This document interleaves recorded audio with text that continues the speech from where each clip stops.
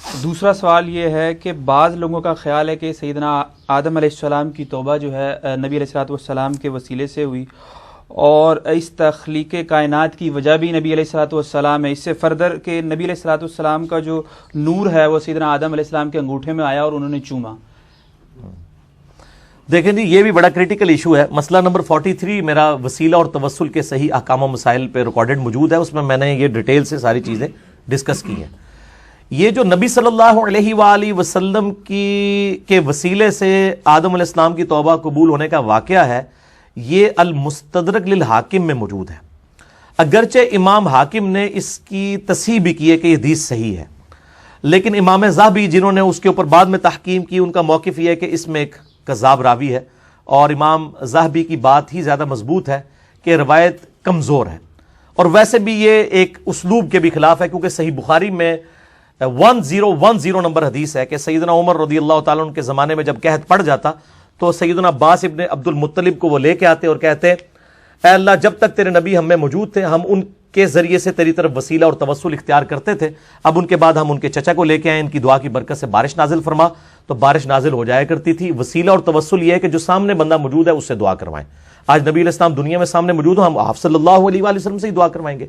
لیکن قبر مبارک پہ جا کے کسی صحابی نے کوئی بھی صحیح سند سے ثابت نہیں۔ ایک کمزور سی روایت المصنف ابن ابی شیبہ سے پیش کرتے ہیں، اس میں بھی آمش مدلس ہیں اور ان سے روایت کر رہے ہیں، سما کی تصریح نہیں ہے۔ باقی بخاری میں جب موجود ہے کہ قحط پڑا ہے تو سیدنا عمر کا ایٹیچیوڈ کیا تھا، ٹھیک ہے، کہ وہ انہوں نے بالکل عقیدہ امت کو بتا دیا کہ وسیلہ اور توسل کیا ہے۔ اور سیدنا عمر ان راویوں میں سے ہیں بخاری و مسلم کی ان احادیث کے کہ جب غزوہ جو صلح حدیبیہ کے موقع پر جب پانی کم پڑ گیا تو سیدنا عمر رضی اللہ عنہ نے نبی علیہ السلام کو پیالہ دیا، آپ صلی اللہ علیہ وسلم نے اپنی مبارک انگلیاں اس میں ڈالیں تو چشمے پانی کے جاری ہو گئے۔ سیدنا عمر کو تو پتہ تھا کہ آپ کے مبارک ہاتھوں سے پانی کے چشمے جاری ہوئے ہیں، تو وہ کہہ سکتے تھے یا رسول اللہ علیہ وسلم جب آپ ہم میں موجود تھے ہم آپ کے وسیلے سے دعائیں کرواتے تھے اللہ کے حضور، اب آپ کی قبر پہ پیالہ لے کے اپنا قبر مبارک سے ہاتھ باہر نکالیں، یہ تو انہوں نے نہیں کیا، الٹا بلکہ انہوں نے امت کو عقیدہ سمجھایا۔ یہ تو پھر شیخ زکریا کاندلوی صاحب نے فضائل درود میں اور الیاس قادری صاحب نے فضائل سنت میں لکھ دیا کہ وہ شیخ احمد رفاعی کے لیے 555 ہجری میں نبی علیہ السلام نے قبر مبارک سے نعوذ باللہ ہاتھ باہر نکالا، اور 90,000 لوگوں نے یہ مجمع نے یہ منظر دیکھا، اس میں شیخ عبد القادر جیلانی بھی ہیں۔ تو یہ سارے جھوٹے واقعات ہیں اس قسم کے۔ تو وہی جو حدیث ہے نا حاکم کی، اس میں موجود ہے کہ نبی علیہ السلام کے وسیلے سے آدم علیہ السلام کی توبہ قبول ہوئی، اور اس میں آگے ہے کہ پھر آدم علیہ السلام پوچھتے ہیں یا اللہ یہ محمد کون ہے، تو اللہ تعالیٰ فرماتا ہے کہ اگر میں محمد کو نہ پیدا کرتا تو کائنات کی کسی چیز کو پیدا نہ کرتا۔ یہ سارے الفاظ اسی ایک روایت کے اندر ہیں، وہ روایت اصول محدثین کے اندر ضعیف ہے، کیونکہ قصہ آدم اور ابلیس قرآن حکیم میں 7 دفعہ آیا ہے۔ اگر آدم علیہ السلام کی توبہ کا یہ واقعہ ہوتا تو قرآن پاک میں منوان اس طریقے سے آتا۔ 7 دفعہ ہی اللہ تعالیٰ نعوذ باللہ بھول گیا کہ بتانا کہ یہ بیچ میں الٹا دعا بھی آئی ربنا ظلمنا انفسنا، اور پورا سورۃ الاعراف میں ڈیٹیل آئی، سورۃ البقرہ کے اندر، سورہ صاد کے اندر، سورہ بنی اسرائیل کے اندر، سورۃ الکاف کے اندر، کہیں پہ بھی یہ بات ڈسکس نہیں ہوئی ہے۔ یہ تو بڑی امپورٹنٹ بات تھی۔ اور پھر انسانیت کی پیدائش کا مقصد نبی علیہ السلام کی اگر پیدائش ہے، یہ تو اس سے بھی زیادہ امپورٹنٹ بات ہے، یہ قرآن میں ہونی چاہیے۔ جبکہ قرآن حکیم میں سورہ ہود اگر آپ نکالیں تو پارہ نمبر جو 12 ہے اس کا پہلا پیج آپ سورہ ہود کی جو ابتدائی آیات ہے وہ آپ پڑھ کے دیکھ لیں، اللہ تعالیٰ نے اس کائنات کا مقصد بھی بتا دیا ہے کہ میں نے کیوں پیدا کیا۔ شروع کی آیات ہے، آیت نمبر جو ہے وہ 7 ہے سورہ ہود کی، وَهُوَ الَّذِي خَلَقَ السَّمَاوَاتِ وَالْأَرْضَ فِي سِتَّةِ أَيَّامٍ، وہی ہے اللہ جس نے پیدا کیا آسمان اور زمین کو 6 دنوں میں، وَكَانَ عَرْشُهُ عَلَى الْمَاءِ، اس وقت اس کا عرش پانی پر تھا، لِيَبْلُوَكُمْ أَيُّكُمْ أَحْسَنُ عَمَلًا، اور اس نے یہ کائنات اس لیے پیدا کی تاکہ تمہیں جانچے کہ تم میں سے کون نیک اعمال کرتا ہے۔ یہ کائنات انسانوں اور جنوں کے لیے پیدا ہوئی ہے کہ اللہ ان کو جانچے، کسی ایک شخص کے لیے نہیں، ٹھیک ہو گیا؟ تو بالکل کلیئر ہے۔ باقی یہ جو واقعہ ہے نا کہ وہ پھر انگوٹھوں میں وہ نور آ گیا، یہ حاکم میں یہ بھی موجود نہیں ہے۔ یہ پتہ کہاں میں موجود ہے؟ یہ انجیل برناباس کے اندر، جس کو میں بڑے عرصہ پہلے کہتا تھا یہ جعلی انجیل ہے، یہ کسی مسلمان نے بیٹھ کے لکھی ہے، اور کرسچنز تو پہلے نہیں مانتے۔ ہمارے پاس جب جو اسٹیبلش انجیل جو ہے gospel of John, Luke, Marks اور میتھیو، جو 4 ان کے اصحاب نے جمع کی ہوئی ہے، اس میں بھی کئی ایک جو ہے پروفیسیز نبی علیہ السلام کے بارے میں موجود ہیں، وہ کیوں نہ ہم پیش کریں؟ برناباس لے کے آتے ہیں۔ برناباس تو لگتا ہے کہ کسی مولوی نے، بلکہ مولویوں کے پینل میں بیٹھ کے لکھی ہوئی ہے، بالکل ٹارگٹ کر کے۔ یہ انجیل برناباس کے اندر ہے کہ آدم علیہ السلام کے انگوٹھوں میں نبی علیہ السلام کا نور آیا اور انہوں نے چوم کے آنکھوں کو لگایا۔ یہ وہاں اپنی کتابوں میں بھی جو اضافے کرتے تھے یا تعریف کرتے تھے یا لاتے تھے، اب عیسائیوں کی کتاب میں بھی ظاہر قرآن میں تو تعریف نہیں کر سکتے تھے، تو انہوں نے کہا کہ چونکہ یہود و نصارہ اپنی کتابوں میں کرتے رہے، تھوڑی سی ہم بھی اس میں کر دیں. ٹھیک ہے نا جی. اور میں آپ کو بتاؤں جتنے انٹلیکچوئلز ہیں ان کو پتہ ہے یہ بات. کبھی بھی انٹلیکچوئل لوگ جو ہیں وہ انجیل برناباس کا حوالہ آ کے نہیں دے رہے ہوتے جوز اور کرسچنز کو. ٹھیک ہے، جوز نے تو ماننا نہیں ہے. تو یہ بالکل یعنی کمزور گراؤنڈز کے اوپر میں نے وہ ساری پڑھی ہے، وہ تو لگتا ہے کسی نے بیٹھ کے لکھی ہے. ٹھیک ہے نا. تو وہ کہتا ہے جی پوپ کی لائبریری سے 7ویں عیسوی میں ہمارے، اچھا کہتے ہیں پرانے بزرگوں کو نہیں پتا چلا، بعد والے بزرگوں کے سامنے آ گئی، وہ پوپ کی لائبریری میں چھپی ہوئی تھی، یہ ہوا تھا وہ ہوا تھا. تو وہ آج تو میرے بھائی کاربن ڈیٹنگ کروائی جا سکتی ہے، پتہ لگ جاتا ہے کہ یہ وہ 700 سال کے بعد اسی وقت ہی لکھی گئی تھی، یہ واقعی یہ کوئی 2000 سال پرانی ہے. پتہ چل جائے گا. وہ جس طرح وہ بریلوی حضرات نے مصنف ابن ابی شیبہ کا ایک نسخہ نکال لیا ہے، اس کا مصنف عبدالرزاق کا، وہ حدیث نور والا، رائٹنگ آج دے زمانے دی ہے، کاغذ آج دے زمانے دا، کہتے ہیں بہت پرانا نسخہ مل گیا. ٹھیک ہے. یہ بھائی جھوٹ نہیں چلنے، کاربن ڈیٹنگ نہ پتہ چل جاتا ہے کتنی پرانی کوئی شے ہے. ٹھیک ہے. تو یہ بالکل غلط ہے، یہ اس کی کوئی اصل موجود نہیں ہے. مسئلہ 43 میرا دیکھ لیں، وسیلہ اور توسل پہ میں نے ساری چیزیں اس میں ڈسکس کی. نبی کریم صلی اللہ علیہ وآلہ وسلم کو سید الاولین والآخرین اور امام اعظم کیوں کہتے ہیں؟ نبی کریم صلی اللہ علیہ وآلہ وسلم تو امام الانبیاء ہیں. چلے شکر ہے انہوں نے امام الانبیاء بھی مانا ہے. ہمیں تو ایک بریلوی پیر صاحب نے فون کر کے کہا کہ آپ امام الانبیاء کیوں کہتے ہیں؟ امام الانبیاء تو حدیث سے ثابت نہیں ہے. تو میں نے ان کو بتایا بھائی صحیح مسلم میں حدیث ہے واقعہ معراج والی، کتاب الایمان چیپٹر میں واقعہ معراج کے اوپر تقریباً 30-40 کے قریب احادیث ہیں. اس میں نبی صلی اللہ علیہ وآلہ وسلم فرماتے ہیں کہ جب شب معراج بیت المقدس میں لوگ جمع ہوئے تو مجھے جبرائیل نے کہا کہ آپ ان کی امامت کروائیں.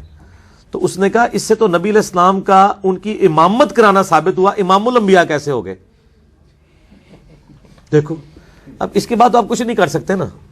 اپنے بزرگ بابوں کے تو جھوٹ بھی قبول کیے ہوئے ہیں، ہم حدیث بھی دکھا دیتے ہیں، ماننے کے لیے تیار نہیں ہوتے. ٹھیک ہے نا. تو جو نبیوں کی امامت کروائے وہ کون ہوتا ہے؟ امام الانبیاء. اور نبی علیہ السلام کی ڈیفینیشن میں تو سب سے جو اعلیٰ درجے کا بندہ ہے اس کو ہی امامت کروانی چاہیے، جو صحیح مسلم میں شرائط آئی ہیں. تو نبی صلی اللہ علیہ وآلہ وسلم کو پروٹوکول دے کے آپ صلی اللہ علیہ وآلہ وسلم کو امامت کے درجے کے اوپر فائز کیا گیا. سید الاولین والآخرین، بخاری و مسلم میں حدیث ہے کہ انا سید الاولین والآخرین، میں جو گزر چکے اور جو آنے والے ہیں میں ان کا سردار ہوں قیامت والے دن. کیوں؟ پھر آپ نے فرمایا کہ سب لوگ اکٹھے ہو کے حضرت آدم علیہ السلام کے پاس آئیں گے. وہ پوری حدیث شفاعت مسئلہ 88B میں نے بیان کی ہے. اور الٹیمیٹلی میرے پاس آئیں گے اور میں پھر اللہ تعالیٰ کے حضور سجدہ کروں گا، اور اللہ تعالیٰ نے جو یعنی جو ڈیفائن کرے گا میرے لیے میں ان لوگوں کے لیے شفاعت کروں گا. تو جو گزر چکے جو آنے والے ہیں ان کا میں سردار ہوں، یعنی ان کی طرف سے قائد بن کے اللہ کے حضور پیش ہوں گا. تو امام الانبیاء اور سید الاولین والآخرین اور اسی طریقے سے خاتم النبیین اور شفیع المذنبین، یہ اتنے بڑے بڑے ٹائٹل ہیں کہ ان کے مقابلے پہ امام اعظم چھوٹا ٹائٹل ہے. وہ تو اسپیسیفک ہو گئے، سارے اسپیسیفک کو جمع کر کے آپ امام اعظم کہہ دیتے ہیں. اعظم کہتے ہیں سب سے بڑے کو. ان کو پتہ کیوں تکلیف ہوتی ہے؟ انہوں نے ایک اپنے کسی بزرگ کے بارے میں امام اعظم کلیم کیا ہوا ہے، یہ کہتے ہیں ان کو ہی آپ کہیں. ہم ان کو کہتے ہیں وہ امام اعظم، ان کو مطلقاً آپ نہیں کہہ سکتے. ان کو آپ یہ کہہ دیں امام اعظم اس زمانے میں ہمارے نزدیک، اس زمانے میں بھی وہ امام اعظم نہیں تھے، ان سے بڑے امام موجود تھے. امام جعفر علیہ السلام اس زمانے میں موجود تھے، اور یہ بھی آپ کے نزدیک ہیں، باقی نہیں ان کو مانتے. میں نے بتایا تھا مسند امام احمد میں احمد بن حنبل نے اتنی تحقیر کے ساتھ نام لکھا ہے ابو فلانا. تو ان کا بیٹا پوچھتا ہے یہ فلانا کس کو کہتے ہیں آپ؟ ان کا میں ابو حنیفہ کو کہتا ہوں. تو کھول کے دیکھ لیں مسند احمد میں ابو فلانا لکھے نا، مکتبۃ شاملہ میں کھل جائے گا. تو جو ان کے نام تحقیر سے لے رہے ہیں انہوں نے امام اعظم کہاں سے ان کو کہنا ہے؟ ٹھیک ہے نا جی. تو امام شافعی رحمہ اللہ نے اگر کہیں کہا ہے تو میرے علم میں نہیں ہے، سنی سنائی بات ہے، میں نے پڑھی نہیں ہے. البتہ یہ ہے کہ یہ ٹائٹل آپ کسی کو نہ دیں، صرف نبی صلی اللہ علیہ وآلہ وسلم تک ٹائٹل رکھیں بس. اصل میں اس میں ضمن ایک بات آتی ہے نا کہ احناف سے جب ہم کہتے ہیں کہ آپ اپنے آپ کو حنفی کہتے ہیں تو محمدی کیوں نہیں کہتے؟ تو وہ یہ کہتے ہیں کہ جی اس میں دو نسبتیں بھی ہو سکتی ہیں، جیسے ہم پاکستانی بھی ہیں، پنجابی بھی ہیں، تو ہم جو ہے حنفی بھی ہیں، محمدی بھی ہیں. ہائے صدقے جامع، ہائے صدقے جامع. یہ جواب میں ہی تو دیا گا اللہ دے بندے ہو. پنجابی ہو یا بلوچی ہو یا سندھی ہو یا پشتون ہو،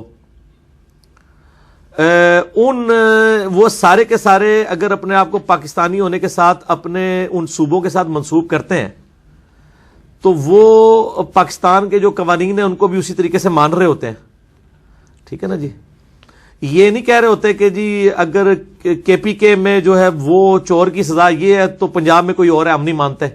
دونوں ایک ہی قانون کے تحت چل رہے ہوتے ہیں نا. لیکن ان کے جو 4 صوبے ہیں نا, حنفی, شافعی, مالکی, حنبلی, اس میں ایک کہتا ہے کہ جو امام کے پیچھے فاتحہ نہیں پڑھتا اس کی نماز نہیں ہوتی. دوسرا کہتا ہے جو فاتحہ پڑھے اس کے منہ میں انگارہ رکھ دو.